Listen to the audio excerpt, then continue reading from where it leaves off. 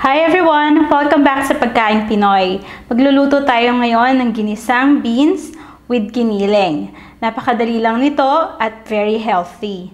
So, ang ingredients natin, 300 grams Baguio beans, 200 grams ground pork, 1 medium onion chopped, 1 tablespoon fresh garlic, salt, pepper, at 1 tablespoon ng cooking oil. So, na-chop ko na yung ating onion.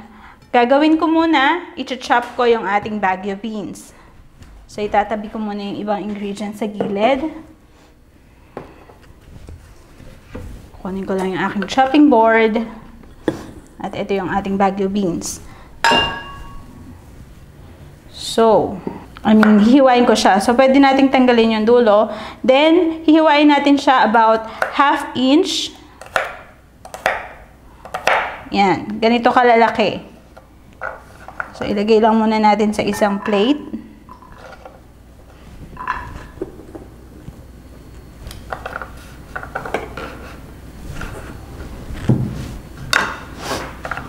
Okay. So, medyo bibilisan ko na lang din siya.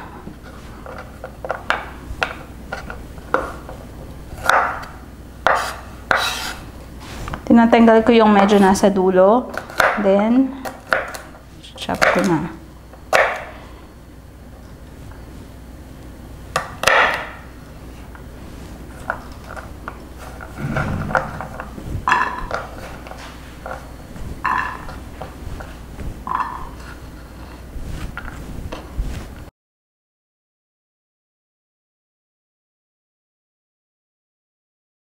So, ngayon, umpisahan na natin yung paggigisa natin. So, bubuksan ko na tong induction cooker. Ilagay na natin itong ating cooking oil.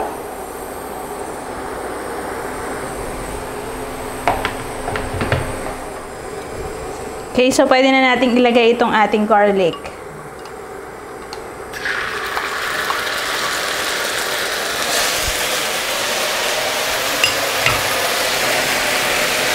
Okay, lagay naman natin yung onion.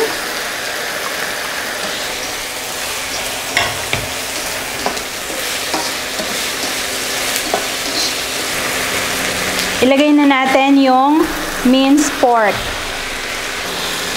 Gigisahin lang natin ito hanggang sa maluto yung pork.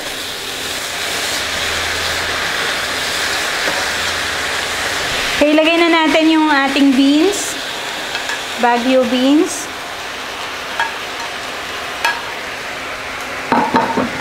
Haluin lang natin ito. Then, lagyan na natin ng salt and pepper.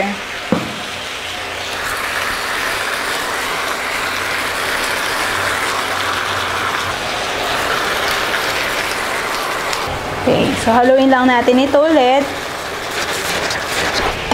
Okay, so hayaan lang natin itong maluto for another 5 minutes. Na itong ating ginisang beans with giniling. So, pwede ko nang patayin yung apoy.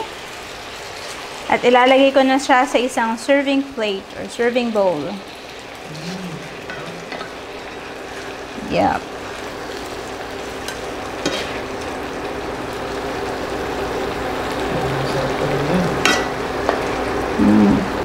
Okay, so guys, ito na yung ating ginisang Baguio beans with giniling. Tikman natin siya.